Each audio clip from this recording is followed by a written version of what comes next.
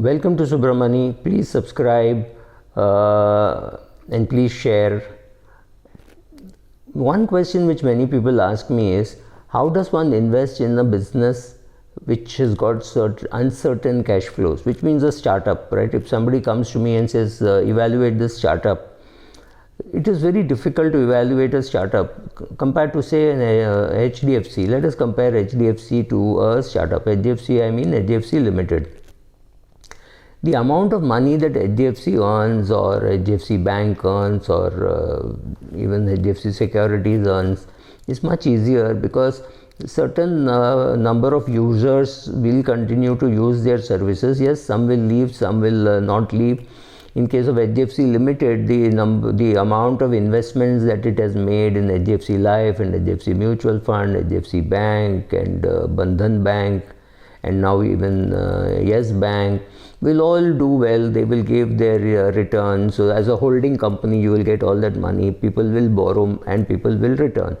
So it's very easy, or I'm not saying it is riskless, but it is far easier to predict the cash flows of HDFC Limited versus a startup, let's say like a Twitter, or I can't think, or even an Ola. Let's take an Indian example.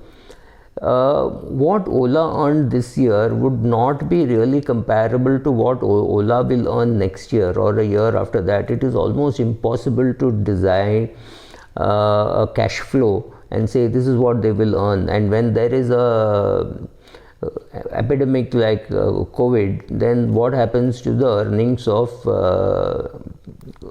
Ola? Now, when you take the stability, I'd love to give this example. When you talk of stability, you talk of the stability of HDFC Limited. HDFC Limited is stable like a table, right? A dining table or any study table, any table that you have. It is as stable as that. Nothing needs to happen. Whereas in Asian Paints was as stable as a cycle. As long as you keep cycling, it is stable. But if you stop it, if businesses stop, if people are not painting their house, people are building more glass houses, right? If those things happen, you will have a risk with Asian Paints. Now, same thing for HDFC Limited. 30 years later, where will HDFC Limited be? I have no clue. Whether people will be buying so many houses, I don't know. Whether people will be buying houses at a later date, I don't know. So, very difficult to predict any company over next 25-30 years. But Ola, you cannot predict even for next year, because next year growth could be just 100%, because this year was completely lost to COVID, right? That is what distinguishes between evaluating a regular company, which is anyway running and doing well and has a great market share. It will continue to do well, it will continue to grow. So if 100,000 people borrowed money from it this year, next year 105,000 will happen, or 95,000 will happen. Maybe ticket size will go up, but it will be fairly predictable. And there is nothing great rocket science about predicting the income of the mortgage business of HDFC Limited, though the investment income may be less predictable, but still fairly predictable compared to an Ola.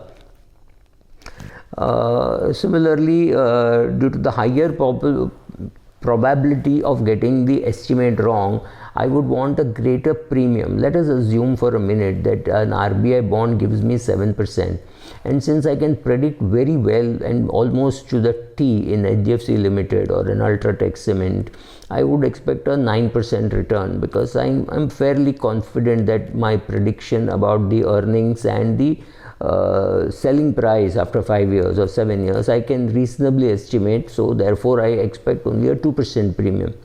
But with Ola, I may want a 6% premium or a 7% premium, because I know that 1 year will happen, second year may happen, third year there could be a problem, right? Anything could go wrong. So I would be a little more cautious while evaluating a startup. And I do not know 10 years from now, or 10 months from now, 12 months from now, where will Ola be? Will it get a better price? I may be able to get a much better price in Ola than I can get in HDFC Limited, because the guy who is estimating is also saying, look, HDFC Limited is not going to grow at 42% or 38% or some vulgar number like that. It is going to grow at 10%, or maybe it will grow at 12%, not much more than that, right?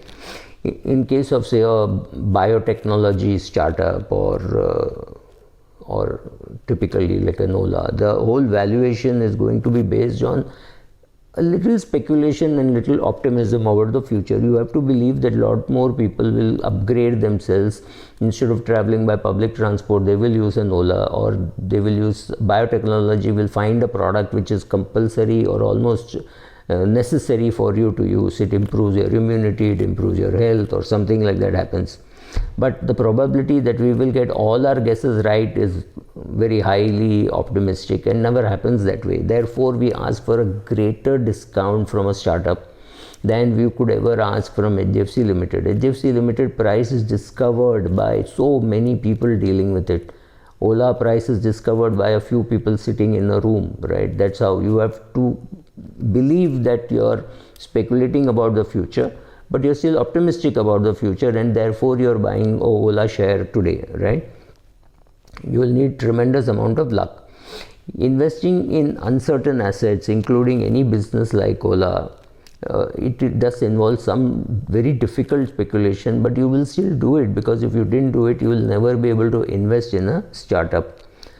We also know from watching equity markets and betting games, etc., that many people will bid a little beyond what they should be bidding, and a few people will bid a little below what they think is a fair price. So if assuming I think that Ola 100 rupees is a fair price, there would be somebody not willing to pay more than 70 and some people willing to pay 130, saying, oh, for a growth stock I need to pay.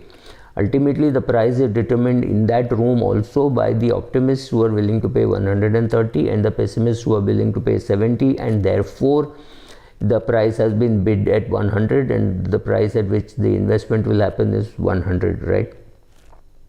Of course, there are odds against you, but you will still have to bet, and even if you're not a betting person, you should not be in funding a startup.